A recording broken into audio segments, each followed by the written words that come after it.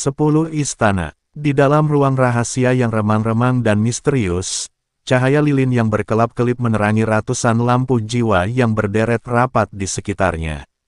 Setiap lampu melambangkan nyala api kehidupan dari anggota penting 10 pengadilan neraka. Penguasa istana ke-10, penguasa agung dan agung ini, berdiri sendirian di ruang rahasia ini.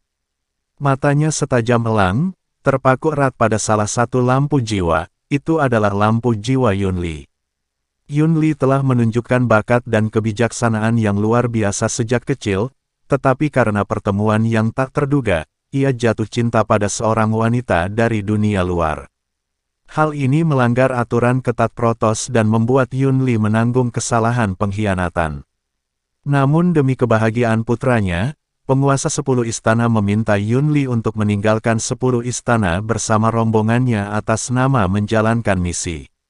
Bahkan, ia berharap Yunli bisa melarikan diri bersama orang yang dicintainya dan menjalani kehidupan biasa dan bahagia sejak saat itu. Namun, pada saat ini, jantung Master Istana ke-10 berdetak seperti genderang, dan matanya penuh kecemasan dan kegelisahan. Dia tahu bahwa lampu jiwa Yunli masih ada di 10 istana. Meskipun Yunli telah pergi, lampu jiwa itu masih ada di sana. Jika Yunli tidak pernah kembali, kuil pasti akan mengetahuinya.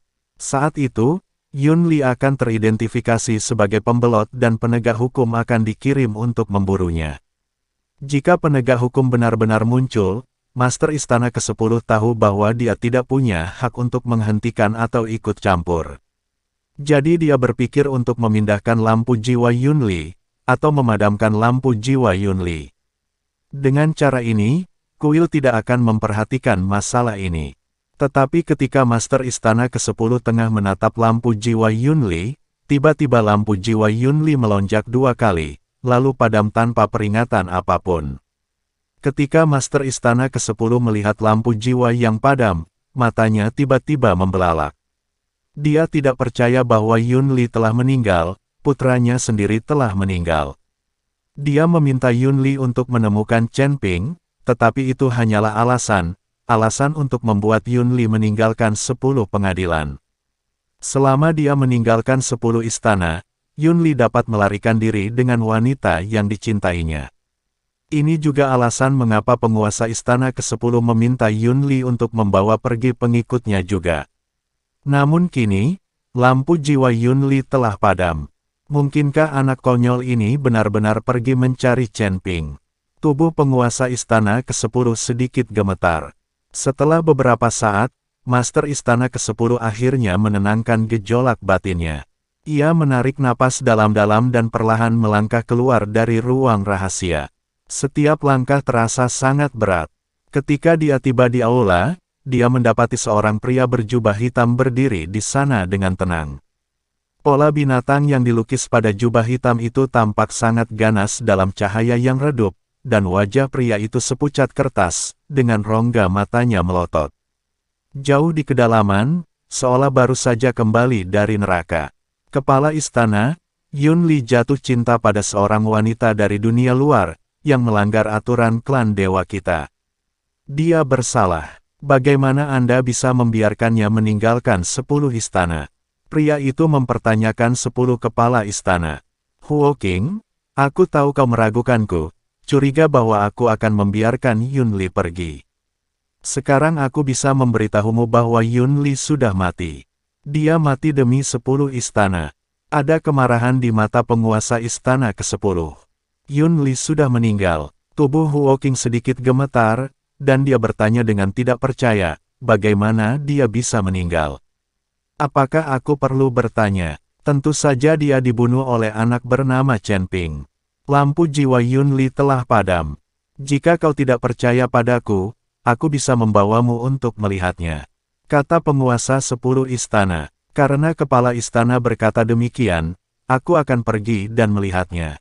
Jelaslah bahwa Huo King tidak percaya bahwa Yunli telah mati, dia juga tidak percaya bahwa Yunli meninggalkan 10 pengadilan untuk membalas dendam pada Chen Ping. Master Istana ke-10 menahan amarahnya, berbalik dan berjalan keluar, diikuti Huo King dari dekat. Yunli, Kenapa kau mati? Kematianmu tidak ada artinya. Huo Qing tiba-tiba mulai melolong. Mendengarkan suaranya sangat menyedihkan seperti lolongan hantu dan serigala. Hampir semua orang di 10 pengadilan neraka dapat mendengar lolongan Huo Qing. Master Istana ke-10 menatap Huo Qing dengan wajah marah, namun tidak berkata apa-apa. Setelah menangis beberapa saat, Huo Qing mengeluarkan sapu tangan dan berpura-pura menyeka air matanya, tetapi tidak jelas apakah dia benar-benar menangis. Kepala istana, Chen Ping memang pantas mati. Kita harus membalaskan dendam Yunli. Huo Qing menyeka wajahnya dan berkata, tentu saja aku ingin membalas dendam. Aku akan memintamu untuk membalas dendam pada Yunli sekarang juga. Kau harus membunuh Chen Ping. Kata penguasa 10 istana, aku akan pergi. Huo Qing tertegun, lalu melambaikan tangannya dan berkata, tidak, kekuatanku sebanding dengan Yunli, tapi dia terbunuh. Jika aku pergi, bukankah aku akan mencari kematian? Aku bisa memberimu 20.000 batu roh abadi, tetapi kau harus pergi dan membunuh Chen Ping. Ini perintah, bukan negosiasi. Kata Master Istana ke-10 dengan ekspresi dingin. Ini, Huo Qing ingin menolak, tetapi melihat ekspresi wajah Master Istana ke-10, dia hanya bisa mengangguk, baiklah, aku akan pergi. Huo Qing berbalik dan pergi, dan Master Istana ke-10 menatap punggung Huo Qing dengan niat membunuh di matanya. Dia hanya ingin Huo Qing mati. Orang ini bahkan berani mempertanyakan dirinya sendiri dan menantang otoritasnya. Dia pantas mati. Huo Qing keluar dari aula, dan tak lama kemudian seorang lelaki tua kurus mengikutinya. Lelaki tua itu kurus, tetapi tatapan matanya sangat tajam. Tuan, apa yang terjadi? Apakah Tuan Istana ke-10 membiarkan Yunli pergi? Apa yang dia lakukan adalah pengkhianatan terhadap kuil. Selama kita melaporkannya, Master Istana ke-10 pasti akan dihukum. Orang tua itu berbisik kepada Huo Qing. Diam, Yunli sudah mati. Huo Qing melotot ke arah lelaki tua itu dan berkata, mati. Orang tua itu terkejut dan berkata dengan tidak percaya, Tuan Istana ke-10 ini begitu kejam sehingga dia benar-benar membiarkan putranya mati. Benar sekali, aku telah melihat lampu jiwa Yunli padam. Kata Huo Qing, jika memang begitu, maka kita hanya bisa terus bertahan di 10 istana dan perlahan mencari peluang. Kata si orang tua dengan nada kecewa. Kesempatan yang bodoh. Master Istana ke-10 memintaku untuk membunuh Chen Ping dan memberiku 20.000 batu roh abadi. Aku bahkan tidak punya kesempatan untuk menolaknya. Huo Qing mengerutkan kening, tampak malu. 20.000 batu roh abadi. Master Istana ke-10 benar-benar murah hati. Kalau begitu, ayo kita bunuh Chen Ping dan kembali untuk melapor. Kudengar Chen Ping tidak terlalu kuat, tapi dia punya guru yang melindunginya. Orang ini tidak bisa dilindungi sepanjang waktu. Kita hanya perlu menunggu kesempatan yang tepat dan kita pasti bisa membunuh Chen Ping. Kata orang tua itu dengan penuh percaya diri. Huo Qing melirik lelaki tua itu, dan berkata dengan sedikit amarah di matanya, orang tua, apakah kau ingin aku mati lebih cepat? Tuan muda, apa yang Anda bicarakan? Tanya lelaki tua itu dengan kaget. Luo Ta dan Yunli keduanya tewas di tangan Chen Ping. Kau masih ingin aku membunuh Chen Ping? Kekuatanku setara dengan Yunli. Sekarang Yunli sudah mati, bagaimana mungkin aku masih hidup? Petik 2. Huo Qing bertanya dengan keras. Guru, saya sudah menanyakannya. Chen Ping baru berada di tingkat ke-9 alam kesengsaraan. Anda bisa membunuhnya hanya dengan lambaian tangan. Pada saat itu, karena campur tangan dinasti Xiao, Taois Wuji, dan Tuan Si di belakang Chen Ping, Pangeran ke-10 dan Luo Ta dikalahkan. Pembunuhan Luo Ta dan Yunli kali ini pasti dilakukan oleh Xiao Huangchao atau Tuan Si. Tidak mungkin Chen Ping yang melakukannya. Tuan, jangan takut. Chen Ping hanyalah seekor semut di hadapanmu. Orang tua itu terus menyemangati Huo Qing untuk membunuh Chen Ping. Baiklah, karena kau sudah mengatakannya, aku akan mendengarkanmu. Huo Qing mengangguk, lalu menatap lelaki tua itu dan berkata, sekarang aku perintahkan kau untuk membunuh Chen Ping dan membawa kepalanya kembali. Aku pergi. Orang tua itu tercengang. Ya, aku akan mengirimmu. Chen Ping baru berada di tingkat ke-9 alam kesengsaraan. Bukankah mudah bagimu untuk membunuh Chen Ping? Pergi dan bunuh Chen Ping, lalu bawa kembali kepalanya. Aku bisa memberimu hadiah batu peri. Huo Qing berkata kepada orang tua itu. Orang tua itu melambaikan tangannya berulang kali dan berkata, Guru, saya tidak bisa melakukannya. Saya pasti tidak bisa melakukannya. Jika kamu tidak mampu melakukannya, kenapa kamu membuang-buang waktu dengan berbicara? Huo Qing mulai memarahi orang tua itu. Tuan, kalau begitu mengapa kita tidak pergi mencari Chen Ping? Ini termasuk pelanggaran perintah. Menurut aturan kuil, pelanggaran perintah akan dihukum berat. Kata orang tua itu, siapa bilang kita tidak akan mencarinya? Tentu saja kita akan mencarinya. Chen Ping telah membunuh salah satu dari 10 istana kita. Jika kita tidak membalas dendam padanya, bukankah itu akan membuat orang-orang memandang rendah 10 istana? Tapi bukan aku yang mencarinya. Aku meminta orang lain untuk membantu menemukan Chen Ping. Sekarang tangga menuju surga akan segera muncul, semua kekuatan tersembunyi mulai bergerak. Kita dapat memanfaatkan kesempatan ini untuk mengeluarkan perintah pembunuhan atas nama 10 istana. Siapapun yang membunuh Chen Ping akan diberi hadiah 100.000 batu roh abadi. Huo Qing tersenyum dingin. 100.000 batu roh abadi. Lelaki tua itu terhuyung dan hampir terjatuh. Ia menatap Huo Qing dengan tak percaya, Tuan muda, dari mana Anda mendapatkan begitu banyak batu roh abadi? Tentu saja aku tidak memilikinya, tetapi 10 istana memilikinya. Aku akan mengeluarkannya atas nama 10 istana. Siapapun yang membunuh Chen Ping akan mengikuti 10 istana untuk mendapatkan batu abadi. Itu tidak ada hubungannya denganku. Petik 2. Aku tidak akan bisa mengendalikan apakah Master Istana ke-10 akan memberikannya kepadaku atau tidak. Aku percaya bahwa 100.000 batu roh abadi pasti akan membuat orang-orang tersembunyi ini gila. Kau tahu, batu roh abadi adalah yang paling tidak mereka miliki dalam budidayanya. Kata Huo Qing.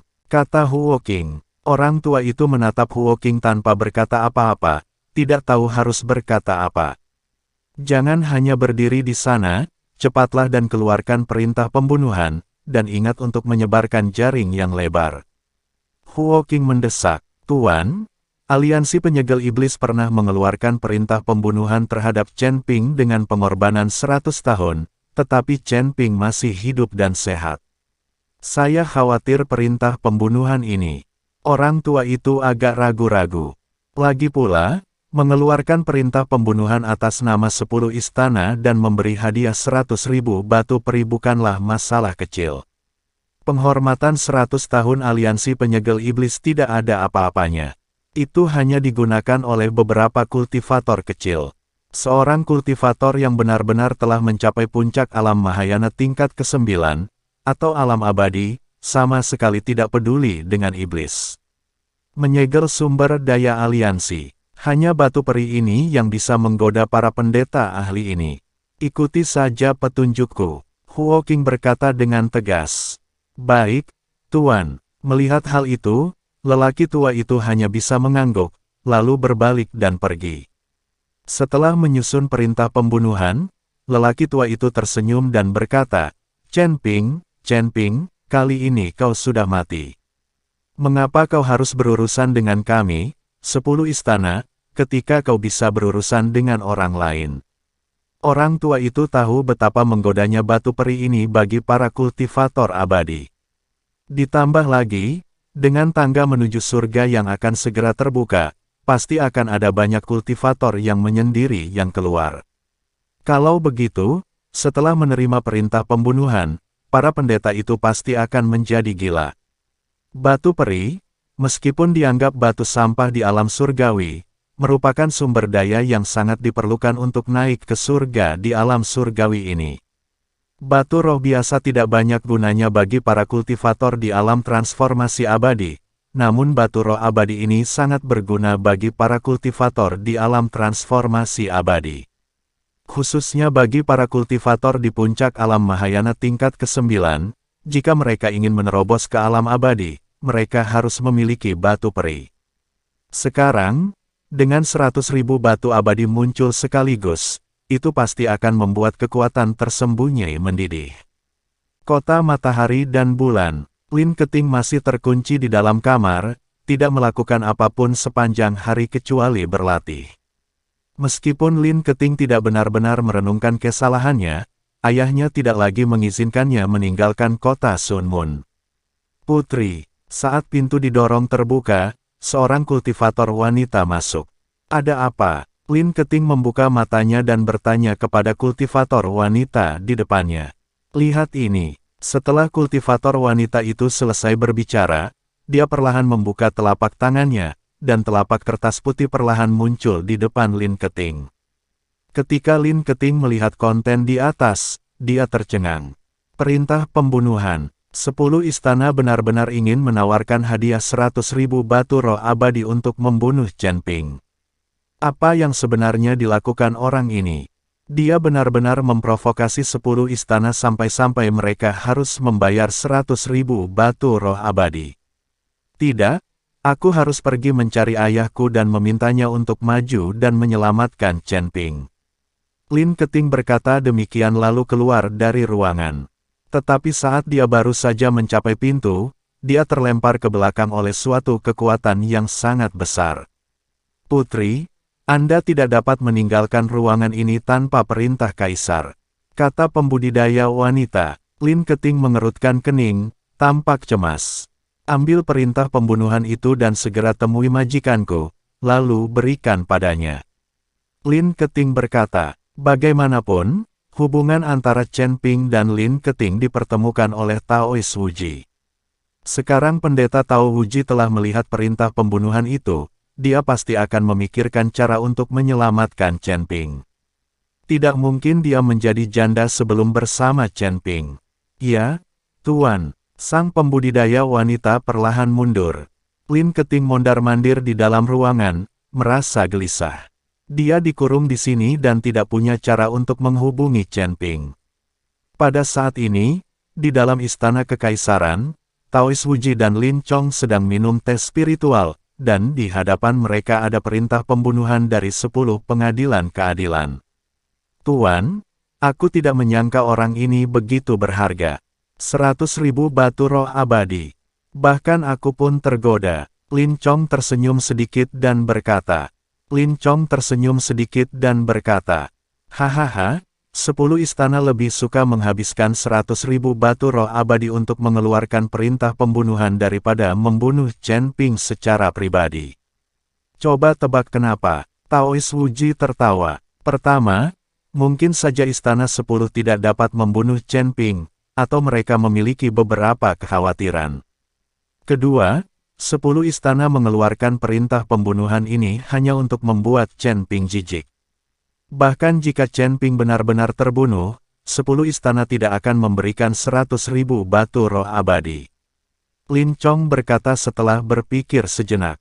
Ya, apa yang kamu katakan itu mungkin saja, tapi ada kemungkinan lain, yaitu perintah pembunuhan ini sama sekali tidak dikeluarkan oleh Master Istana ke-10. Taoist Wuji tersenyum sedikit dan berkata, bukankah itu dikirim oleh Master Istana ke-10?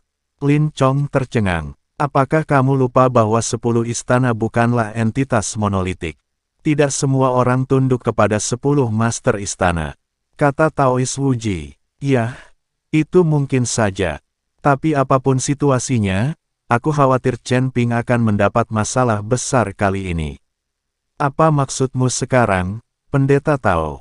Apakah kamu ingin membantu Chen Ping? Lin Chong menatap Taoist Wuji dengan sedikit rasa geli di matanya.